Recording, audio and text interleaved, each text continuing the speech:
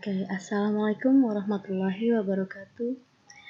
Selamat pagi, siswa-siswi hebatku, kelas 10. Untuk pertemuan kali ini kita masuk ke bab 2 ya. Bab 2 itu judulnya Rekayasa Usaha Produk Grafika. Semoga semua dalam kondisi sehat dalam mengikuti pembelajaran prakarya secara daring. Oke, kita masuk ke grafika itu sendiri. Grafika itu apa? Grafika itu segala cara ya pengungkapan dan perwujudan dalam bentuk huruf, tanda, dan gambar yang diperbanyak melalui proses percetakan guna disampaikan kepada khalayak. Nah, di sini contohnya ada foto, ada gambar, line art, grafik gitu ya. Kemudian ada diagram, tipografi, dan ada angka, simbol, desain geometris, ada peta, juga gambar teknik. Oke, sering dalam bentuk kombinasi teks, ilustrasi, warna. Nah, teknologi grafika menghasilkan produk grafika. Nah, sini produk-produk grafika terdiri dari teks dan gambar yang tersusun membentuk informasi atau keindahan. Oke, produk ini dapat berupa karya desain atau karya seni. Baik karya desain maupun karya seni itu pada umumnya menyampaikan informasi atau pesan sekaligus keindahan. Karya desain grafis dihasilkan oleh profesi desainer grafis dengan tujuan menyampaikan informasi dan pesan dengan jelas. Oke. Selanjutnya, sifat grafika itu yang pertama menyebar atau merebak, kemudian menginformasi. Artinya apa? Artinya dengan teknologi grafika, suatu informasi cepat menyebar ke khalayak umum. Grafika atau teknik cetak terdiri dari beberapa macam ya. Yang pertama ada cetak tinggi atau yang disebut dengan relief.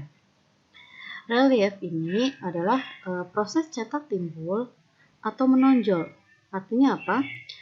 Di mana bagian mencetak ya dan bagian tidak mencetak dalam acuan cetaknya adalah tidak sama datar atau tinggi di acuan cetak dan bersentuhan langsung pada bahan cetak. Sistem kerja ya dari teknik cetak ini seperti mesin Degel yang terdiri dari dua komponen, yaitu fundamen cetak dan penekan. Oke. Nah, gambar di samping adalah produk grafika yang menggunakan teknik cetak tinggi. Yang pertama stempel atau emboss gitu ya, tulisan timbul. Kemudian yang kedua adalah hot leaf stamp. Kita lanjutkan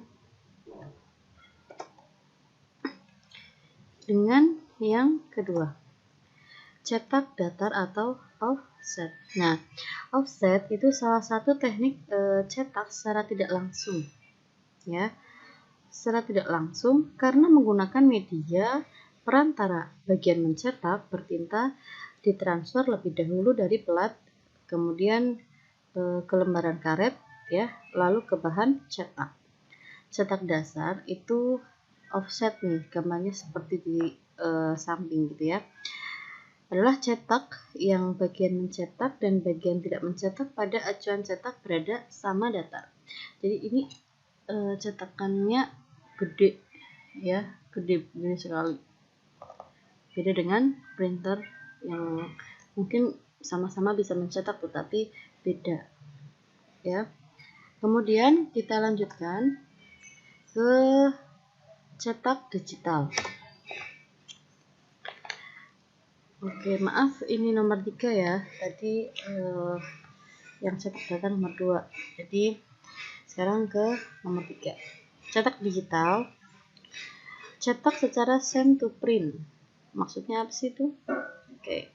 Maksudnya circuit breaker itu ya berpusat dari perintah data dari komputer. Jadi cetak digital adalah sebuah teknologi cetak modern yang mungkin lebih sedikit tenaga kerja karena teknologi yang sudah canggih, hingga beberapa teknik kerja dapat dilakukan oleh komponen mesin cetak tersebut. Oke, ini contohnya ada di sebelahnya. Jadi ada baliho yang menggunakan mesin MMT, banner, poster, bahkan cetak-cetak full color lainnya. Oke, kemudian kita masuk ke yang keempat ya. Ada cetak sharing. Nah, cetak sharing atau sablon. Apa itu? Kalian bisa lihat gambar di sebelahnya, itu contoh dari cetak sharing. Cetak sharing ya adalah cetak secara langsung yang acuan cetak dan bahan cetaknya bertemu langsung dengan tinta oleh gaya tekan atau dekel, kuas atau rakel dengan bersifat pencurahan tinta secara sharing atau rembes ke atas bahan cetak. Nah, cetak ini biasanya disebut dengan sablon. Siapa yang tidak tahu sablon? Pasti semua tahu ya. Oke.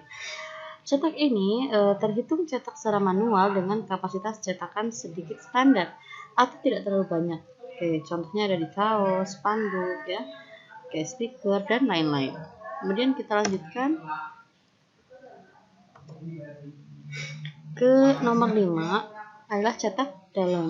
Nah, cetak dalam ini hampir sama ya, hampir ada bersamaan dengan cetak datar dan cetak digital dengan segala peralatannya serta kapasitas mesinnya hingga menghasilkan produk atau barang yang cetakannya seperti ada benang emas dan hologram. Misalnya, nih ya, misalnya contohnya ada materai dan uang.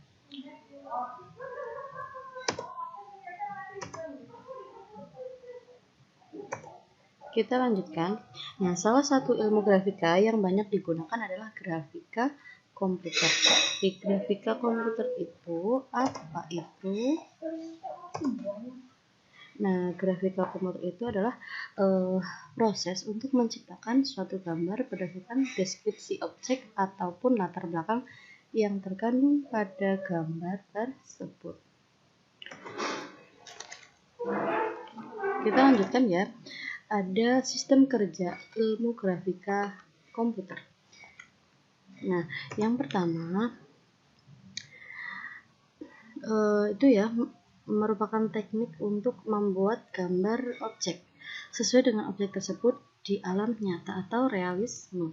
Nah, yang kedua bertujuan menghasilkan gambar atau citra ya, lebih tepat disebut grafik dengan primitif-primitif geometri seperti garis dan lingkaran.